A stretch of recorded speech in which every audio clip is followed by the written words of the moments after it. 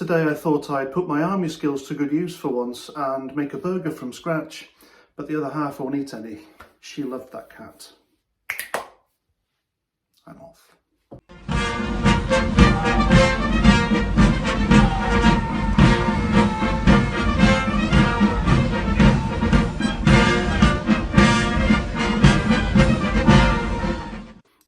Now, you don't need me to tell you how rubbish it is that we have people in the Houses of Parliament who don't really represent us.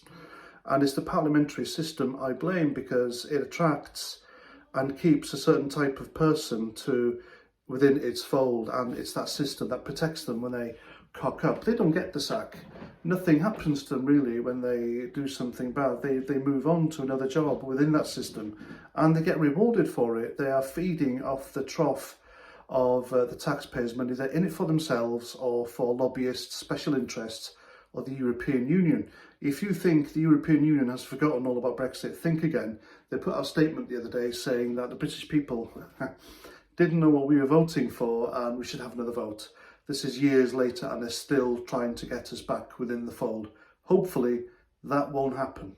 But the people in the House of Commons and the House of Lords, they are so out of touch. These people are an advertisement for return to absolute monarchy and maybe a dictatorship, because they don't care about the people, they don't represent the people. I know it's not a direct democracy we have, where MPs have to literally do what the people say, but I think it's a rubbish system and it needs to be changed because they're completely out of touch. They don't learn from their mistakes. You think they'd learn from the expenses scandal, but they're still at it. It's just literally a massive crime gang out for money, make themselves rich. The other day they voted in another pay rise for themselves when most of the country are still suffering from the draconian lockdown that happened and which destroyed businesses, etc. And it's not right. These people don't learn, they don't want to learn, and we need a better system.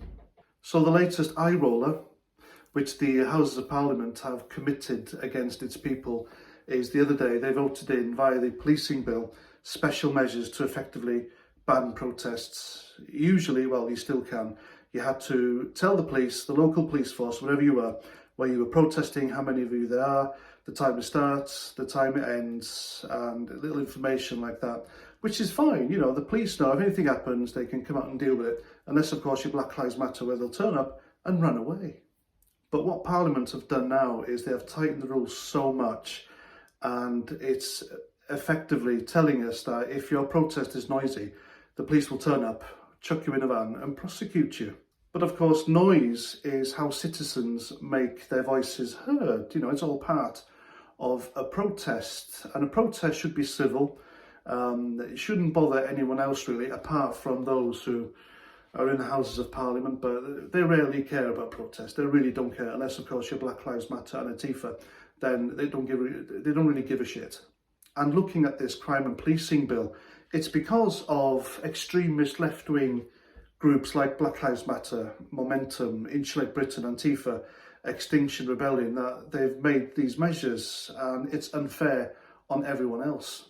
You see, the bill names groups like Black Lives Matter and the fact that the police have been attacked by them during every protest. And by the way, every protest by Black Lives Matter here in the UK has been a riot. Businesses destroyed, lives ruined, people attacked, and they've been bothersome.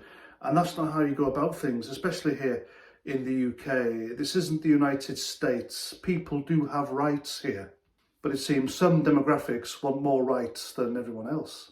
And these people get their rights because they tick boxes, thanks to social media platforms like Twitter and the lefty idiots who are now infesting the corridors of power and Parliament. And consider this, while Parliament have now effectively banned our right to protest and have our voices heard, they are now effectively protesting 24/7 against Russia in the Ukraine issue. You will see them on telly. If you watch Parliament on television, you will see them all with their little Ukrainian flag pins or whatever it is, and applauding any Ukrainian person attending Parliament or giving a speech. And I thought clapping was banned in the Houses of Parliament because the SNP a few years ago, when they were there, they applauded one of their members giving a speech and they were given a reprimand. You're not allowed to clap in the Houses of Parliament. But then again, if you're a majority party and you're the establishment, and the SNP isn't the establishment in England, in the British Parliament in Westminster, I'll give them that, give the devil its due, but the establishment does what the establishment feels it wants to do. They can get away with it. I think Parliament makes the rules up as they go along, and the SNP was a victim of this when that happened. But there you go. It's not like me to stick up for the SNP, is it, the Scottish Nazi Party? But it happened, and I didn't think that was very fair of Parliament to do that to them when they applauded today when a Ukrainian politician or advisor, whoever it was, attended Parliament. They all stood up and applauded when it's meant to be banned. But it's okay for Parliament to protest against Russia, jump on the anti-Russian bandwagon like everything else is at the moment, and do their thing. I think the whole thing is just mass hypocrisy, and Parliament needs massive reform, root and stem. That's what I think. What do you guys think? Let me know in the comments, and until my next video, please share my stuff everywhere. And I would really like to get to 100,000 subscribers. If you think I'm worth subscribing to, then I'd be very grateful. So until my next one, Roger Trout.